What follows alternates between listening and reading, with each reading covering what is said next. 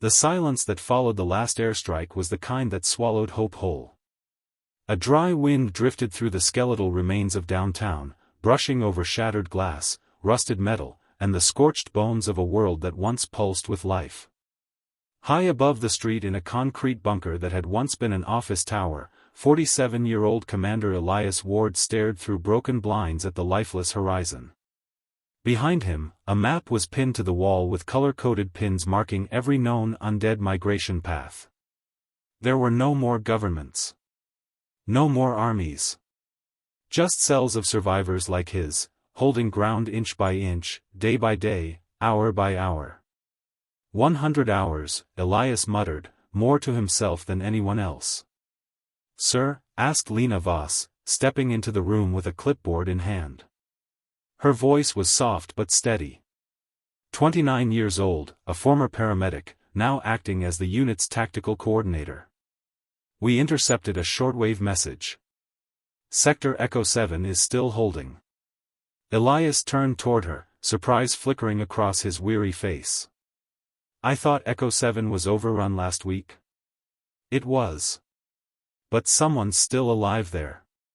Signal lasted 15 seconds, encrypted. They said 2 words, "dig deep." Then silence. The phrase meant something, it was used only when fallback plans were activated. Somewhere in the chaos, someone was still fighting. Still surviving. Elias stepped to the center of the room where 10 others waited silently. They were dirty, thin, armed with mismatched weapons and heavier hearts. Among them, Raoul, a former truck driver turned marksman, Mira, a deaf teenage girl who had become their best scout, Dr. Amara Jane, their only surviving medic. Each one had lost someone. Each one had stayed. "We're launching Operation Dustline," Elias declared. "Echo 7 might have something. Maybe a way out. Maybe nothing. But we check." A murmur of concern rolled through the room.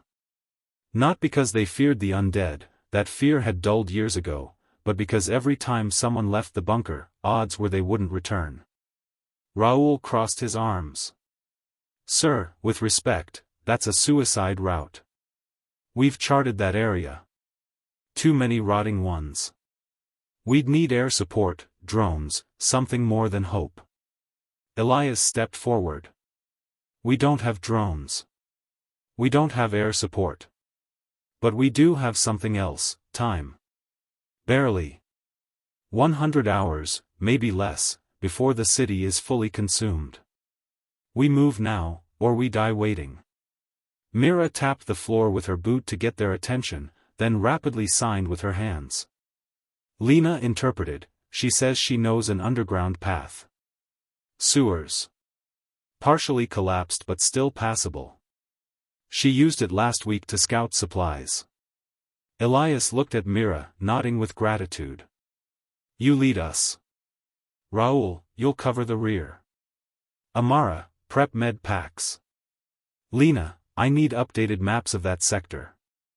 As the team dispersed to prepare, Elias remained behind a moment, staring at the dusty sky. He thought of his wife, gone. His 2 sons, missing since the breach in the eastern wall. He carried their photo in his vest, always close to his chest. Back in the lower levels, the team moved quickly. Cans of food, radio parts, tools, all stored in makeshift backpacks. Amara handed out rehydration tabs while Lena updated everyone on the underground route Mira had marked. Outside, the undead didn't roar or scream.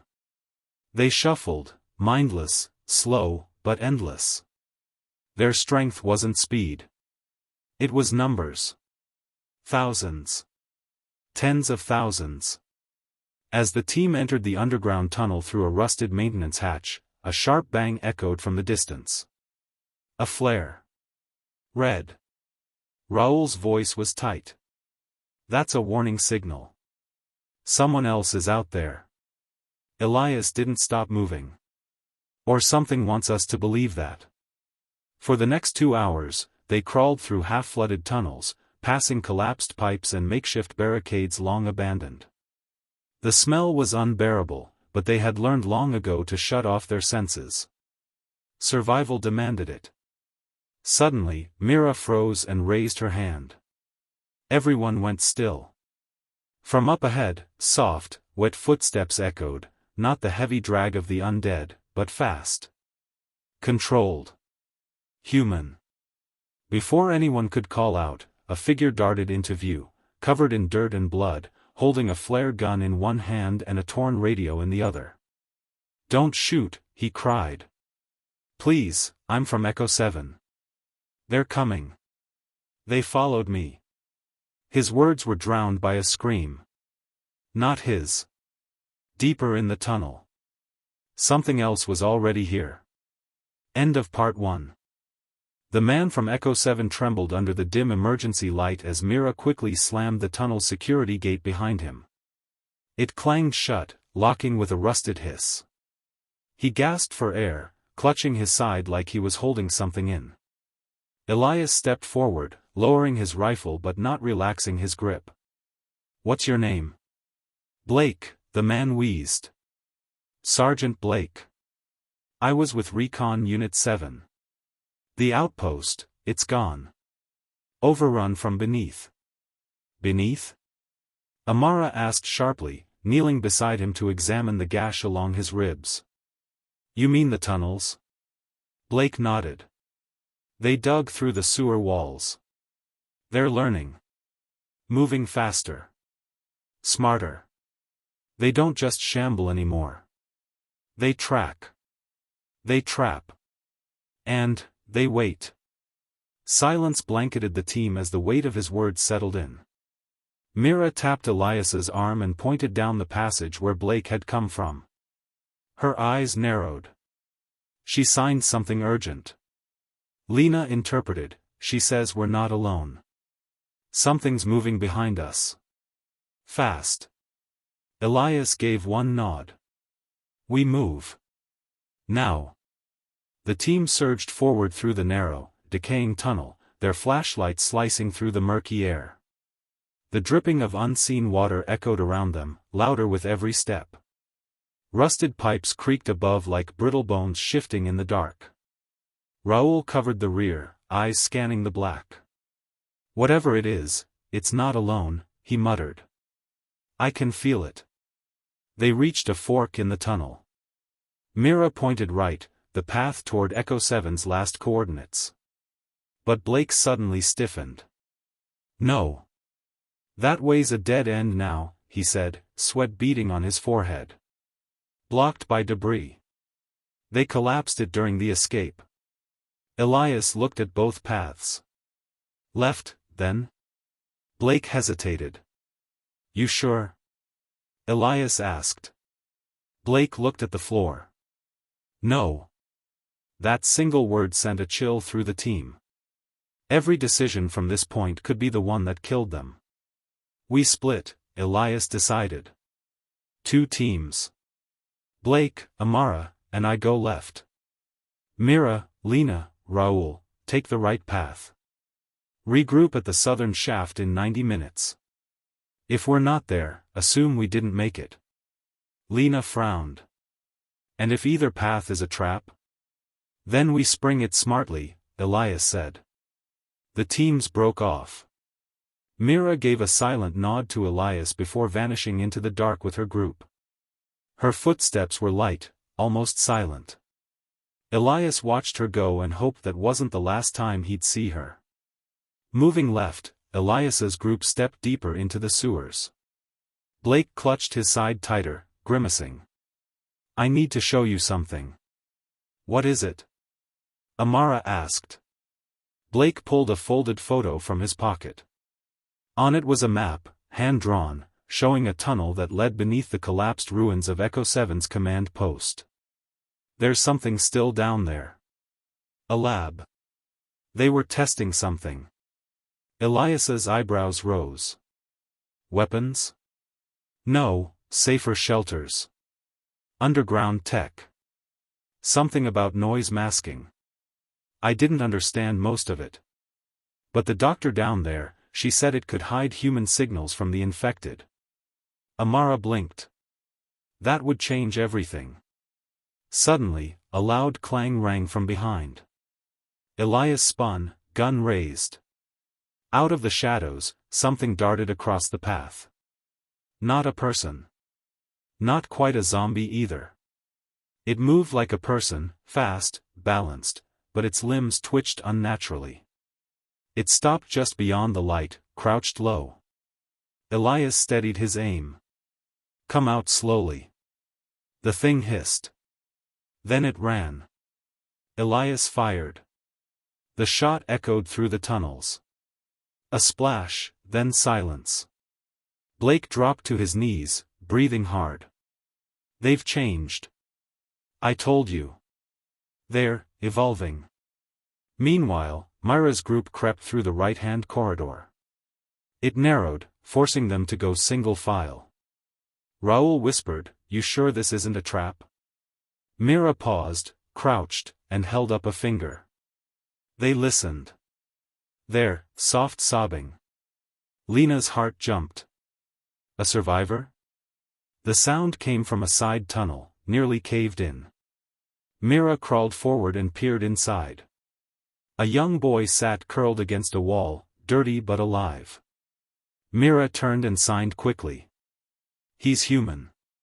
But before they could move, the boy looked up. His eyes glowed faintly in the dark. Raoul stepped forward. Wait. The boy let out a gurgled screech. Suddenly, the shadows moved. 5 figures emerged from the darkness, not zombies, not humans, something between. The hybrids. Lena pulled Myra back as Raoul opened fire. The tunnel filled with smoke, sparks, and the echo of chaos. Gunfire cracked through the tunnels like thunder trapped in a metal drum. Raoul's rifle barked short bursts, each one echoing off the grimy walls as the hybrids charged. The creatures were fast, too fast. Their bodies twisted unnaturally, jerking like puppets on broken strings, but their movements were calculated. Intelligent. Fall back. Lena yelled, pulling Myra toward the main corridor.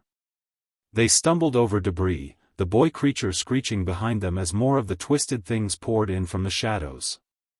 Myra turned mid-run, dropped to one knee, and fired her silenced pistol.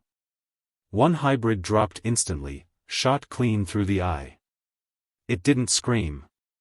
It simply stopped moving, slumped like a puppet whose strings had been cut. Raoul slammed his back against a rusted wall, reloading. That's not normal. That's not infected behavior, that's tactics. Lena looked down the tunnel they had come from. We need to warn Elias. These things, they're not just evolving. They're coordinating. They didn't wait. Myra led the way, motioning for silence. As they slipped back into the main sewer route, the sounds of claws on concrete faded behind them. But Myra didn't slow. She knew better. If these creatures were smart, they wouldn't chase blindly. They'd stalk. Wait for another moment to strike. Meanwhile, Elias's team had pushed deeper into the left tunnel. The walls here were smoother, part of a forgotten subway expansion project buried before the outbreak. Blake's limp had grown worse. Amara kept glancing at his side, where his blood-soaked shirt clung to a festering wound. We should stop. Wrap that wound tighter, she whispered. No time, Elias said grimly. We're nearing the coordinates. That lab better be real. Blake swallowed hard. It is. But the doctor warned, if we didn't come back soon enough, the system would purge itself. Meaning what? Elias asked. Meaning the data, the tech, everything. Gone. Auto-erased. Sealed off. Dead end. Elias cursed under his breath. Then we move faster. They turned another corner and found it, a steel vault door, still powered. A biometric scanner blinked with a dim green light. Next to it, a keypad and a cracked speaker. Elias looked at Blake. Blake stepped forward, pressed his palm to the scanner. It buzzed once. Access granted. The door hissed open just a crack. Inside, white emergency lights flickered. The lab was cramped, filled with overturned equipment, shattered screens, and dust-covered crates labeled Signal Masking Prototype, Alpha Series. Amara rushed to a central console and began scanning the files left on an old monitor. Some of this is intact, maps, early models of the masking device. It reads like it uses frequencies to block out heartbeat detection, sound signatures, even electromagnetic residue from human brainwaves. In English? Elias asked. It hides us from the undead. Completely. Elias blinked. Why didn't they use this? Amara frowned. They tried.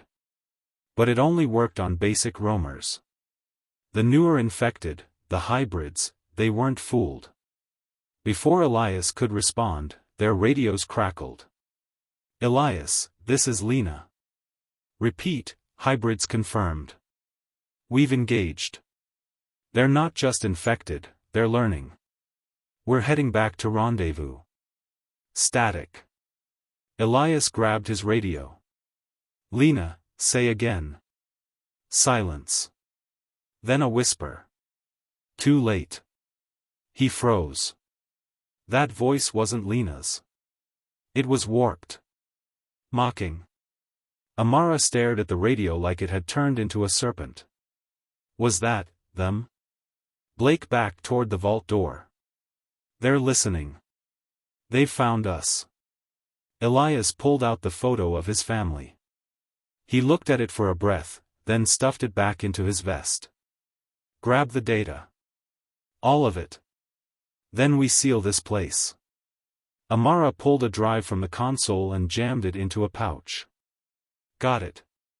Outside, the low moan of something inhuman echoed down the tunnel. Elias turned to Blake. You can still run? I'll crawl if I have to. Good. Because we're not dying in a lab. Back in the main tunnel, Myra's group had reached the rendezvous shaft, a vertical chamber with a rusted ladder leading upward into a half-collapsed subway station. Mira climbed first, scanning above with her flashlight. Clear. She motioned Raoul and Lina up. As Raoul reached the top, a figure dropped down behind them, fast. Raoul spun, gun raised, but stopped. It was Elias. Blood on his vest, eyes wild. We've got it, he said. The tech, the files. But they're coming. We need to hold this station, just for now. Lina looked around the abandoned space. With what? Elias pointed to a shattered rail cart. With whatever we've got. The tunnel behind them roared with the first screech. The hybrids had arrived. The old subway station was a skeleton of forgotten transit, peeling paint, half-submerged tracks, and rusted pillars that once held up the pulse of a living city. Now, it would become something else, a battleground. Elias moved quickly, tossing open supply crates and flipping over debris to create cover. This place is choke-pointed, he said. One entrance. If we hold them here, we can slow them down long enough to figure out next steps. Raoul checked the mag on his rifle. Next steps? We're barely breathing. You sure this isn't just buying time to die well? We're not dying, Elias snapped, planting a metal rod into a makeshift barricade. We're buying time for a counterstrike. That device data we pulled, if it works, we can make more. Maybe cloak an entire safe zone. Mira stood quietly, scanning the far tunnel. Her eyes locked into the darkness as she adjusted a broken mirror into position, giving them a reflected view of the path the hybrids would come through. She tapped the metal once, signaling readiness. Amara unpacked the drive, attaching it to a portable transmitter. I've got enough battery to send the files, but I need clear signal, 5 minutes minimum. Lina climbed onto a crate to get height, aiming her rifle downrange. Then we buy you those 5 minutes. No matter what. The sound came slowly at first, claws scraping stone, soft whispers of breathless lungs. Then a low groan that turned into something more guttural. A chorus of snarls. They were close. Elias raised his voice, calm but commanding. "We hold the line. No panic. Aim for the head or joints, slow them down. Work as one." The first hybrid appeared at the mouth of the tunnel, crouched low, pale skin stretched tight across its skull. Its eyes gleamed with something more than hunger, something close to recognition. Then it screamed, and the charge began. Dozens poured from the dark, their movements wild and varied. Some moved on all fours, spider-like. Others sprinted upright, shrieking. Lina opened fire first, the retort of her weapon echoing off the pillars. Raoul followed, dropping one with a clean shot to the knee that sent it tumbling into the path of others. Mira tossed a flash charge. The blast of light stunned the front ranks, giving Elias time to fire a grenade into the middle of the pack. Dust and debris flew, and several creatures fell, but others kept coming. "These aren't normal infected," Amara muttered, watching through the broken screen of an old train console. "They're using cover. Moving side to side. Like soldiers," Elias said grimly. Blake, still weak, knelt behind a support beam and pulled out a flare gun. "One shot left. I say we make it count." Raoul glanced back.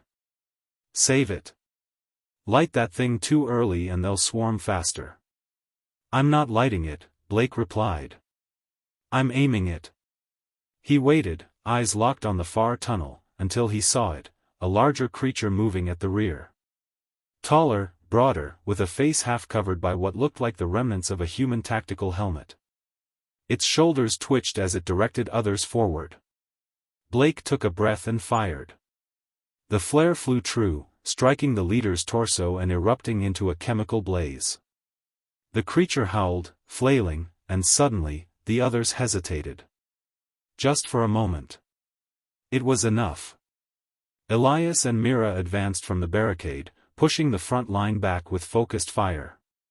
Mira spun and threw a sharpened rod into the leg of another hybrid, sending it sprawling. Lina picked it off before it could rise. 3 minutes. Amara shouted. Signals halfway out. Then the lights flickered. Power loss. The emergency generator buzzed, failing. The station dimmed into red glow, shadows stretching longer, movement harder to track. Mira signed quickly, "They'll use the dark." "Back to the ladder." Elias ordered. "Fallback position." The team retreated up the platform, abandoning the barricades. The hybrids surged forward again, unrelenting. Suddenly, a new noise joined the chaos, a whirring hum, like a turbine spinning to life. Amara's device. She stared in disbelief. "It's broadcasting, and the hybrids, look." One by one, the creatures stopped mid-charge. Twitched. Confused. They sniffed the air. Snarled. Backed away slowly. "It's working." Amara gasped. But the moment was brief. One of the hybrids lunged at the transmitter. Raoul intercepted, tackling it to the ground. They wrestled as claws slashed across Raoul's vest, slicing fabric, but not skin. He roared and jammed a wrench into the creature's jaw, kicking it off the platform. Amara hit send. The drive's light blinked, and then glowed solid. Files transmitted. A beat of silence. Then Elias spoke, "We hold the exit, now. Reinforcements may still be listening. We give them a chance to follow that signal back." The team circled up near the shaft entrance, eyes set on the last wave of creatures closing in. This wasn't just survival now. This was the first move in a war. The transmitters glowed dimmed to a soft pulse, a silent beacon deep beneath the surface of a dead world. Above it, Elias and his team stood battered but unbroken. Smoke drifted through the abandoned subway station, mingling with dust and the foul stench of fallen hybrids. The creatures lay still, some twitching, others dead, but none advancing. Amara checked the signal again. Broadcast complete. Files delivered. Coordinates pinged. If anyone's still out there, they know where we are now. Elias exhaled slowly. Then it's only a matter of time before someone comes. Or something worse does. Blake leaned against the station wall, pale and drenched in sweat. His wound had reopened during the retreat. Amara knelt beside him, applying pressure again, but it was clear, he was fading. "I've done my part," Blake muttered, offering a weak smile. "Got you the tech. Got you the truth. You're not dying here," Elias said firmly. Blake laughed bitterly. Wouldn't be the first soldier to bleed out underground in this war. Lena stood near the platform's edge, rifle still hot in her hands. She watched the tunnel, waiting for movement. Any movement. "What if no one comes?" she asked quietly. "What if there's no one left to answer?" Mira stepped beside her, her silence somehow louder than any reply. She didn't need to speak, her eyes said enough. Doubt and hope fought for space in her gaze. Then, static. The radio crackled. Amara jumped. "It's receiving something." Everyone froze. Elias stepped closer. "Say again." The voice was faint, distorted by distance and interference. "Copy, to Resistance Cell 12, coordinates received, reinforcements, en route." Lena blinked. "Resistance Cell 12? They're alive?" "Estimated arrival. 14 hours, hold position." The signal cut. Raoul laughed aloud. "They're coming. Holy hell, someone's actually coming." Elias looked at the others. "We just lit a fire underground. If they're on their way, that means the war's not over." "Not yet." But celebration was premature. Mira raised her hand, signaling motion. She pointed down the side corridor connected to the station. Crawling. Low. Fast. Another wave. "They're trying to flank us," Raoul warned. "Not from the tunnel, from the side maintenance shafts." Elias didn't hesitate. "Mira, Raoul, cover the left. Lena, take the high position. Amara, keep the transmitter safe. We hold until they get here." Blake tried to stand. "I can fight." "You'll bleed out in 5 minutes," Amara argued. "Then I'll aim well in 4, he growled, cocking his pistol with a shaking hand. The hybrids burst from the side access, leaner, faster ones this time. Their skin had begun to harden, darker and armored. Adaptation. Raoul fired first, aiming for the joints. One hybrid stumbled, then another fell under Mira's precise shot. "They're not just evolving physically," Mira signed quickly. "They're adapting to our tactics." Elias gritted his teeth. "Let them. We'll change faster." A loud clang behind them drew their attention. From the vertical shaft above, a rope descended. Then boots. A figure dropped in, clad in black tactical armor, a patch on their shoulder showing the faded phoenix emblem of Resistance Command. The soldier raised a hand. "Reinforcements. We got your signal. Where's the leader?" Elias stepped forward. "Right here." More soldiers slid down the rope, weapons at the ready, forming a quick perimeter. "We're securing this station," the lead soldier said. "You lit up the old comm grid. Pulled eyes from every surviving cell. Command wants you to hold this position. They're calling it Fort Echo now." Raoul chuckled. "Fort Echo. Sounds like a last stand." "It's not," Elias replied. "It's the beginning." The soldier handed Elias a headset. "Your command now. You hold this ground. Until more arrive. Until we can take back the surface. This place, this signal, it's hope. Blake smiled, leaning his head back against the wall. Told you I wasn't dying for nothing. Outside the subway station, above ground, the dead roamed freely. Cities were ash, skies were blackened with smoke, and the silence of extinction loomed. But now, that silence had been broken. Far across the wastelands, radios crackled to life. Scattered survivors lifted their heads. Underground factions lit their eyes with fire again. The war wasn't over. The Undead War had only just begun to shift. And deep beneath the city, in the cracked bones of an old subway, the last humans had found something worth fighting for. A future. Fort Echo was never meant to exist, not on any map, not in any command log. It was a forgotten subway station turned final refuge, turned beacon of defiance. And now, it was alive. Over the next few hours, more resistant soldiers descended through the shaft.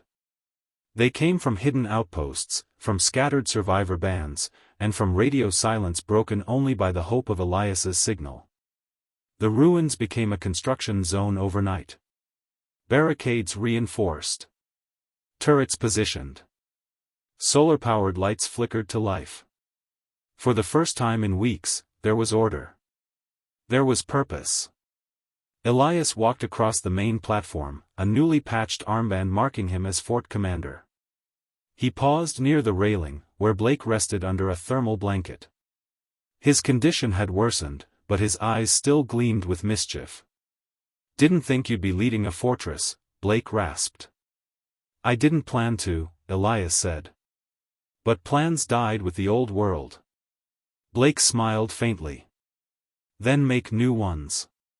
But don't waste this place. Don't let Fort Echo become another lost name." Elias nodded. "That's the idea." Meanwhile, Amara was working with a team of techs and engineers, setting up a permanent uplink from the drive they'd recovered. "This device," she explained to the new arrivals, "can cloak the station. Keep it hidden. But more importantly, we can replicate it, give others a way to survive undetected." One of the soldiers, a burly man named Juno, raised a brow. "That means taking back ground. Means risking open movement." "Exactly," Amara replied. "If we want the world back, we have to stop hiding." In a dim corridor off the main platform, Mira and Raoul trained the new recruits. The air was thick with the sounds of close-quarter drills, sharpening knives, and whispered tactics. Mira remained silent, but her instructions were clear. She didn't speak much, but her eyes were fierce, commanding respect without a word. Raoul grinned as he adjusted a younger recruit's stance. "Rule 1, shoot only when you're sure. Rule 2, if Mira gives you a look, follow it. Or she'll show you why silence is louder than a scream." Mira glanced at him with a raised eyebrow. Raoul held up his hands. "Hey, I said it with love." Back in the command hub, Elias stared at the map now projected on the wall. Red zones covered most of the surface. Infected held territory. But here and there, green pulses flickered, resistance cells responding to Fort Echo's signal. Scattered. Isolated. But alive. "They're listening," Lena said as she entered the room. "But some are afraid. Some don't believe we can win." "They will," Elias answered. "Once they see what we do next." He pointed to a cluster of marked zones just beyond the city perimeter. Old evacuation shelters, rumored to still have survivors. "We hit these places first. Rescue who we can. Install cloakers. Build a network." Lena nodded. "You're planning more than a defense." "I'm planning a movement." Suddenly, the station lights flickered again. Everyone froze. Then static buzzed across the long-range radio. Amara leaned in. "It's a message, but encrypted." She typed furiously, decoding line by line. The transmission finally came through, garbled but clear enough. "This is command, broadcasting from Central Safe Zone, survivors intact, requesting confirmation of Fort Echo. Status? Elias grabbed the mic. This is Elias Vega, Fort Echo Commander. Confirmed status, alive, holding. Resistance active. A pause. Then the reply. Stand by for instructions. You're not alone. Elias turned slowly. Every pair of eyes in the room locked onto him. Central Safe Zone's alive, he said. They're watching us. Juno leaned forward. That means the original leadership, still breathing? Lena's voice was low. Or something wearing their skin. Elias didn't flinch. We'll find out. For now, we dig in, build out, and prepare. From the tunnel beyond the station came the distant roar of a hybrid pack, probing for weakness. But they wouldn't find one. Not here. Fort Echo had become more than a hideout. It was a symbol. The first flicker of resistance in a world drowning in death. Elias looked out at the soldiers, the survivors, the wounded who still fought to live. This is our stand, he said. We hold this ground, and we reach every last survivor we can. One spark started this. We'll turn it into a fire. In the dark corners of the world, monsters still lurked. Hybrids whispered through tunnels. Roamers moaned in streets. But now they had something to fear. The last humans weren't just surviving anymore. They were fighting back. Night fell over Fort Echo, but sleep never followed. Beneath the surface, the station thrummed with quiet tension, the kind that seeped into bones, that warned of danger not outside the walls, but already inside them. Elias paced the control hub, eyes scanning the latest status reports. Patrols accounted for. Ammunition stores restocked. Cloaking field active. Yet something was off. A string of strange disruptions, flickering lights, sensor loops offline for brief moments, motion alarms triggered with no visual confirmation. Mira appeared beside him, silent and alert. She handed him a scrap of fabric, black, torn, and stained. Not from any hybrid. From a human uniform. Sabotage? Elias asked. Mira simply nodded. Elsewhere, Raul and Lena were leading a double patrol through the ventilation system, tight, winding passages where hybrids could crawl unseen. Or a traitor could move unnoticed. They came upon a sealed vent, pried open from the inside. No marks. No break-in, Raul murmured. Whoever did this, knew our system. Lena scowled. One of ours? He didn't answer. But the weight of the silence said everything. Back on the main floor, Amara worked with 2 engineers to recalibrate the cloaking field. Every few hours, we get a pulse disruption, she said. It's like something syncing with our signal. Not jamming it. Mirroring it. The younger engineer beside her frowned. But only someone with access to our tech could. Exactly, Amara cut in. Juno burst into the room, his sidearm drawn. We've got a problem. One of the new arrivals is missing.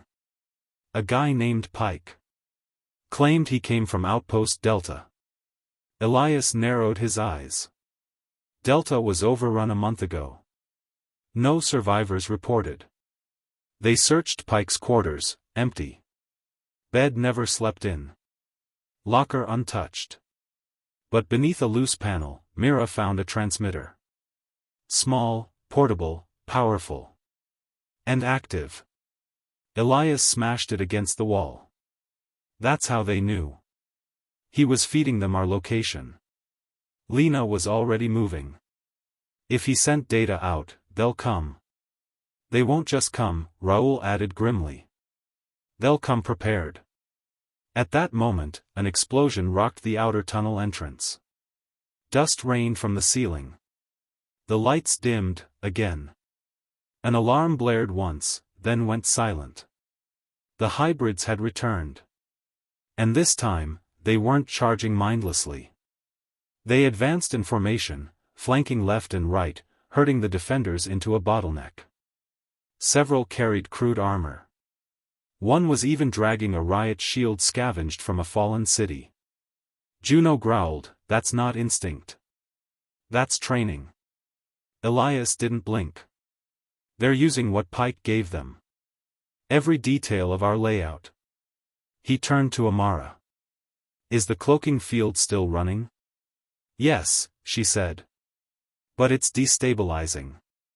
The hybrid network is interfering somehow."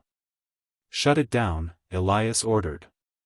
"If they're inside the field, it's protecting them, not us." Amara hesitated, then killed the signal. The hum that filled the base faded. The lights flickered back to normal. Now exposed, Fort Echo glared like a lighthouse in the dark, a challenge issued to the enemy. And the enemy accepted. A new figure emerged from the tunnel. Taller. Faster. Clad in scavenged military gear. Its eyes weren't glassy, they were focused. Calculating. It wasn't just another hybrid. It was a commander. Mira flinched. That's not feral. It's something else." Raoul whispered, "A predator with purpose." The hybrid commander let out a guttural cry, not a roar, but a signal. A coordinated wave of creatures responded, breaking into the station from multiple directions. "Fall back!" Elias shouted. "Sector 3 defense line, now." As chaos erupted, Mira stayed behind, covering retreating fighters with pinpoint shots. She dropped 3 hybrids in under 5 seconds. But then the commander locked eyes with her, and advanced. Elias pulled her back just in time, a claw swipe grazing the wall behind her. They retreated to the inner perimeter, a final fallback zone with steel barricades and linked fire lines. The defenders rallied. "This is it," Elias called out. "We hold or we fall." Then, from the shadows, gunfire. But not from the defenders. Pike had returned, wounded, snarling, half-turned. He raised a hybrid-modified rifle and opened fire at his former allies. His eyes glowed with something between madness and mutation. Raoul spun and fired a single shot, striking Pike clean through the chest. The traitor collapsed. Amara sprinted back to the console. "They're inside our system, but I've got a trace. Their network's broadcasting from a nearby relay point. If I can overload it." "Do it," Elias ordered. Outside, the hybrid commander began charging through the last barricade. Amara slammed the command keys. From beneath the station, the relay point overloaded, exploding in a brilliant shockwave that pulsed across the network. Hybrid signals were scrambled. The commander froze mid-charge, then shrieked in pain. And retreated. One by one, the creatures followed, howling in confusion as their link fractured. The attack was broken. But not the war. Not yet. End of Part 7. Fort Echo smoldered. The hybrid commander had withdrawn, but it was no retreat. It was regrouping. Thinking. The station lay in silence, not the peaceful kind, but the suffocating pause before the final blow. Elias stood in the command center, every screen blinking red. Damage report scrolled non-stop. 24 wounded. 5 dead. Power reserves failing. Ammunition low. And worst of all, no word from Central since the last transmission. "They're coming back," Lena said, her voice low. "Smarter. Stronger. And this time, they won't stop at testing us." Elias nodded. "Then we won't stop either." Raoul limped in, clutching a bloodied shoulder. "Outer perimeters down. Sensors show a full pack massing at the tunnel mouth. 50, maybe more. And our friend, the hybrid commander, is right at the front." Mira signed quickly beside him, "This isn't just a fight. It's their final move." A purge. Elias looked at Amara. How long until the relay reboot fries their signal again? She shook her head. It's gone. The overload worked once, but the hybrids are adapting faster than we thought. They've shielded the link.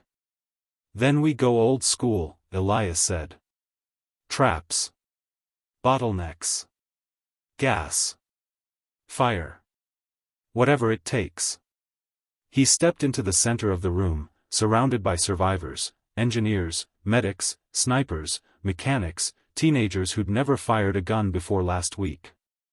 He looked each of them in the eye. Listen to me, this is our last line. Fort Echo isn't just a shelter anymore. It's the spark. If we fall, others will stop believing. But if we stand, even broken, we prove this war isn't lost. He pointed toward the map. We hold Sector 4. Set charges in the north shaft. Flame units by the main tunnel. And I want snipers hidden in the high ductwork. We turn this station into a graveyard. A beat of silence. Then Raoul saluted. One hell of a place to die. Not to die, Elias said. To win. Hours passed. Preparations finished. Guns checked. Charges primed. And then, they came. Not in chaos, but in formation.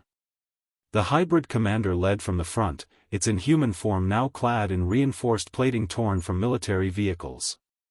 Its face bore hints of intelligence, remnants of the human it once was. Behind it, the horde swarmed, hybrids, ferals, scouts, even mutated beasts bred in the darkness of the old world. They breached the first barricade in minutes. Explosions rocked the left tunnel. Flames roared through the right. Screams filled the air. Raoul and Lina held the command platform with snipers. Mira moved like a ghost in the shadows, her blade striking silently before vanishing again. Amara fired from behind the shielded uplink, protecting the tech as long as she could. Elias charged into the center, rifle blazing, shouting orders. The hybrid commander tore through defenders like paper. It was fast, calculating, learning with each strike. But Elias was waiting. He led it into the lower corridor, where the ceiling had been wired with explosives. The commander pursued, too focused on the kill to see the trap. Now! Elias screamed. Lina hit the detonator. The ceiling collapsed. Dust, fire, rubble, and silence. But it didn't last. From the wreckage, the commander rose again, wounded, limping, but alive. Raoul gasped. What is that thing? Amara's voice was hollow. It's not just a hybrid. It's a converted commander. One of ours. Turned, but conscious. Elias's heart sank. That explained its tactics. Its discipline. Its rage. The creature that once fought for humanity now led their extinction. With a roar, the hybrid charged again. But Elias wasn't done. He met the beast head-on, firing, slashing, clawing his way through its armor. The fight was brutal, personal. He took a deep wound to the side. Blood poured from his arm. But he didn't stop. He remembered Blake's final words. Don't let Fort Echo become another lost name. With a final burst of strength, Elias shoved a plasma core, taken from the old transmitter, into the hybrid's chest. He dove back as it exploded in a brilliant flash. The hybrid commander collapsed, unmoving. The remaining creatures faltered. And then they fled. Retreating into the darkness. Broken. Beaten. Fort Echo held. Later, as the dust settled, Elias stood outside the collapsed corridor. He was covered in ash, blood, and burns, but alive. Mira stood beside him, eyes scanning the quiet. Lina limped forward. We won. No, Elias replied, voice hoarse. We survived. But the war's still on. From the command console, Amara's voice rang out. New transmissions. 5 resistance cells reporting in. They heard what we did. And they're rising up. Raoul laughed through cracked lips. Told you. Spark. Elias looked at the ragged group around him, fewer than before. But stronger. Harder. Then let's light the fire, he said. This is just the beginning. End of Part 8, Series Finale.